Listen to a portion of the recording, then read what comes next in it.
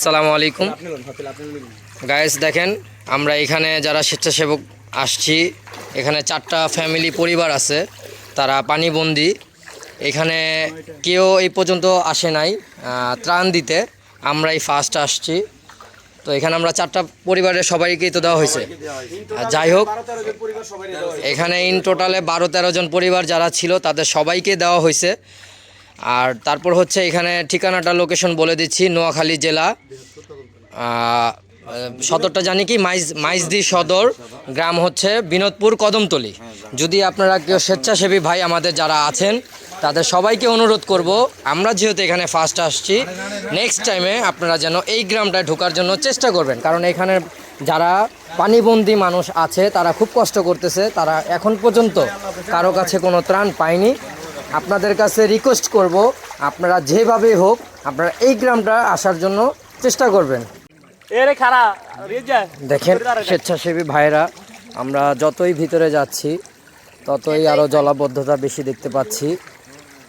তো আপনাদেরকে বারবার একটা কথাই বলতেছি যে আপনারা যারাই ত্রাণ বিতরণ করবেন, আমাদের স্বেচ্ছাসেবী ভাইরা যারা আছেন তাদেরকে অনুরোধ করব আপনারা এই গ্রামটার মধ্যে আসার চেষ্টা করবেন। আমি আবারও লোকেশনটা বলে দিচ্ছি, নোয়াখালী জেলা, মাইজদি সদর, বিনোদপুর কদমতলী। এই গ্রামটার মানুষ কেউ ত্রাণ পায়নি। দেখেন আপনারা এখানের পজিশনটা, এই গ্রামের মানুষে কেউ ত্রাণ পায়নি। এই অতি ফাস্ট আমরাই নিউ মার্কেট ব্যবসায়ীবাসী যারা আছে তাদের অর্থায়নের আমরা এখানে ত্রাণ দিতে আসছি। আপনারা আমাদের জন্য সবাই দোয়া করবেন। এখানে অনেক হাজার হাজার স্বেচ্ছাসেবী আছে আমাদের মাঝে আইসা আমাদের সাথে সহযোগিতা করতেছে।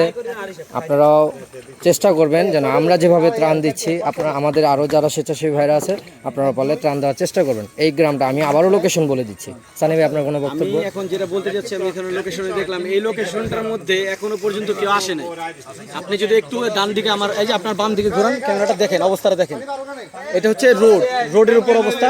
এই যে রোডের দেওয়ালটা আপনি দেখলে বুঝতে পারবেন পানি কতটুকু বুঝতে, দেখেন। ঠিক আছে, এই যে আপনি একটু দাঁড়ান, মাঝামাঝি দাঁড়ান। দেখেন উনি নিজে হাঁটু পর্যন্ত পানিতে তলিয়ে আছে রোডের উপরে। এটা হচ্ছে গ্রামের একটা রোড। এই রোডটা আমি আপনাকে দেখালাম। এই রোডটা আপনারা দেখতে পাচ্ছেন যে এই রোডটা পুরো পানি দিয়ে, ওনার হাঁটু পর্যন্ত পানি দিয়ে তলায় গেছে। ওইখানেও অনেক ফ্যামিলিরা বসবাস করেন, ওখানেও পানি। আমরা চেষ্টা করব ওখানেও যাওয়ার জন্য।